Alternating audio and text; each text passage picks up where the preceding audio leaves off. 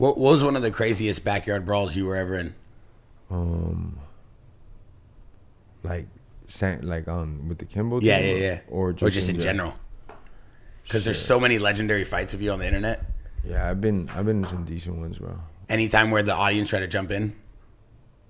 The couple times where we had to hit the burners and just because somebody pulled out the heat and you gotta fucking go. You don't know who got shot. I just remember like, damn, we didn't bring guns, so we gotta get the fuck out of here, you know? Motherfuckers get mad, they lose money. Huh? Yeah, or just you hit somebody and they're like, oh, well, I can't fight, but I can go to my car. And wow. Man. Can you imagine fighting and someone just pulls out a gun? Bro, that's and then it's a track meet. Bro, no. Yeah, bro, that's a nightmare, bro. That's a nightmare. Oh, I can't imagine that. Yeah. I grew up in Memphis, and that's what happened when motherfuckers couldn't fight. They just started shooting. They pulled out shit.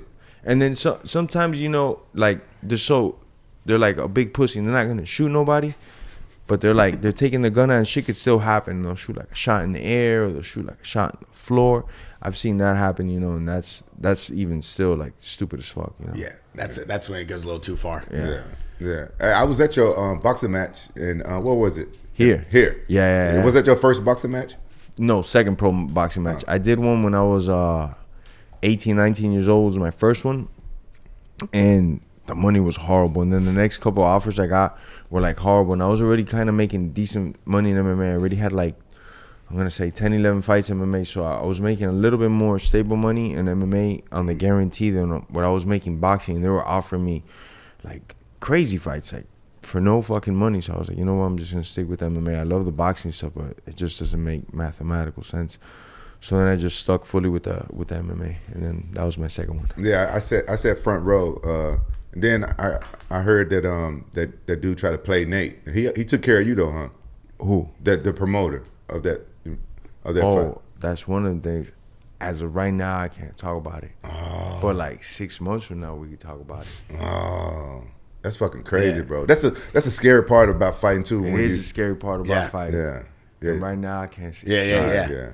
No, we get that. We talked about that before because Rampage is working on his own stuff out here. We put on a massive event with Leo Vera from Checkmat Super Cup at the Hangar, so we understand the game of events and how it goes. Yeah, I could talk about this. You know, I was supposed to have my first boxing match against Shannon Briggs, and we started. I remember I was watching. And we was supposed to be in Qatar with these motherfuckers, and Shannon Briggs, he the one brought it to me, right?